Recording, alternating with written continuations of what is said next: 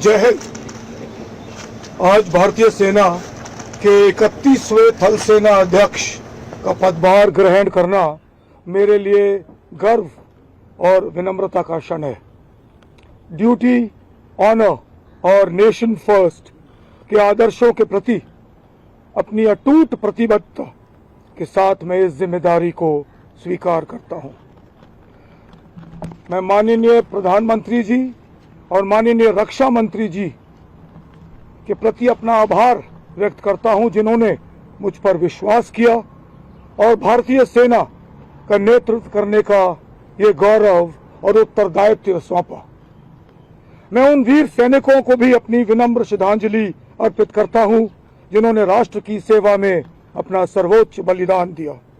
उनका साहस, कर्तव्य निष्ठा और निस्वार्थ समर्पण आने वाली पीढ़ियों को प्रेरित करती रहेगी।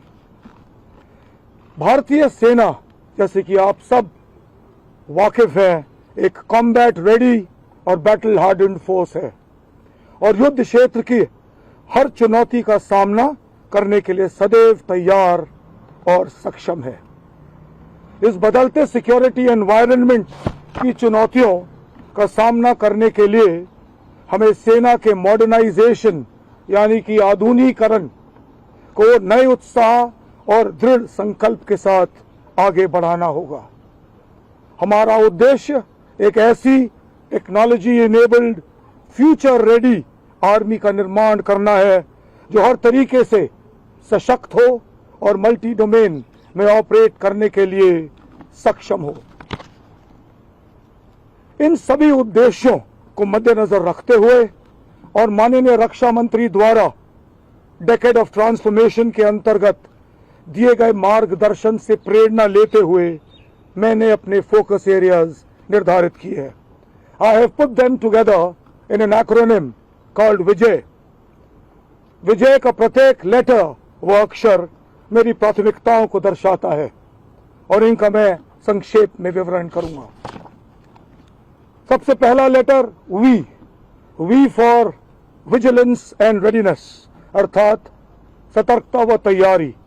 हम अपनी सीमाओं और उभरते खतरों के प्रति निरंतर सतर्कता बरकरार रखेंगे और राष्ट्रीय सुरक्षा के समक्ष किसी भी चुनौती का प्रभावी ढंग से सामना करने के लिए उच्च स्तर की ऑपरेशनल रेडीनेस बनाए रखेंगे।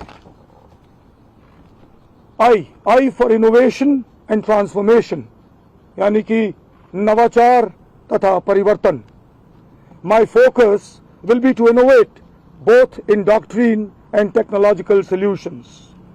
नवाचार हमारी सोच, कार्य प्रणाली और क्षमता विकास का अभिन्न अंग होगा। इसके अतिरिक्त बदलते युद्ध क्षेत्र के अनुसार जरूरी ट्रांसफॉर्मेशंस को भी अंजाम दिया जाएगा। J for jointness and integration, यानी कि संयुक्ता और एकीकरण।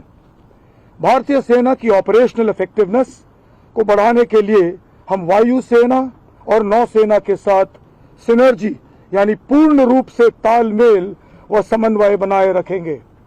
मुझे इस बात का पूरा एहसास है कि राष्ट्रीय सुरक्षा केवल सैन्य शक्ति तक ही सीमित नहीं है, बल्कि मिलिट्री सिविल फ्यूजन और होल ऑफ नेशन अप्रोच के तहत सभी संगठित प्रयास का विषय है।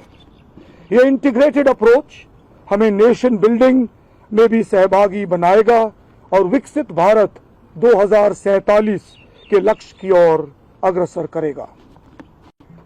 ए फॉर आत्मनिर्भरता, स्वदेशी क्षमताओं तथा देश में विकसित टेक्नोलॉजीज की मदद से हम एक सेल्फ रिलायंट सेना बनाएंगे। The overall aim will be to win our wars with indigenous solutions. स्वदेशी समाधानों से युद्ध में विजय।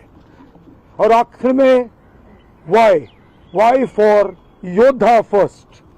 मेरी परिभाषा में एक अग्निवीर से लेकर सबसे वरिष्ठ वेटरन तक सब योद्धा हैं और ये योद्धा हमारी सेना की सबसे बड़ी ताकत है।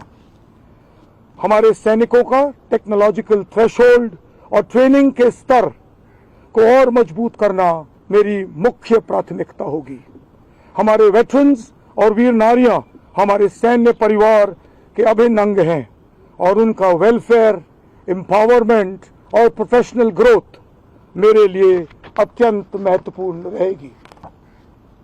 आज इस अवसर पर मैं जनरल उपेंद्र द्विवेदी और अपने सभी भूतपूर्व आर्मी चीफ्स को भी नमन करता हूं, जिनकी दूरदृष्टि और नेतृत्व में भारतीय सेना को एक सशक्त, सुदृढ़ और विश्वसनीय फोर्स के रूप में स्थापित किया है। इस मौके पर मैं देश के प्रत्येक नागरिक को भी आश्वस्त करता हूं कि भारतीय सेना देश की सॉवरेनिटी, टेरिटोरियल इंटेग्रिटी और राष्ट्र हितों की रक्षा के लिए हर प्रकार से तैयार है और हमेशा रहेगी। अंत में मेरा ये मानना है कि माननीय प्रधानमंत्री जी द्वारा सेनाओं के लिए दिया गया मूल मंत्र, जिसका नाम जय यानी कि जॉइंटनेस, आत्मनिर्भरता और इनोवेशन, मेरी प्राथमिकताओं जिसका मैंने विवरण किया, उस एक्रोनिम विजय की बुनियाद है और हमें पूर्ण रूप से हमेशा सफलता दिलाएगी। अतः मेरा आदर्श वाक्य होगा, जय से विजय। जय हिंद और जय भारत।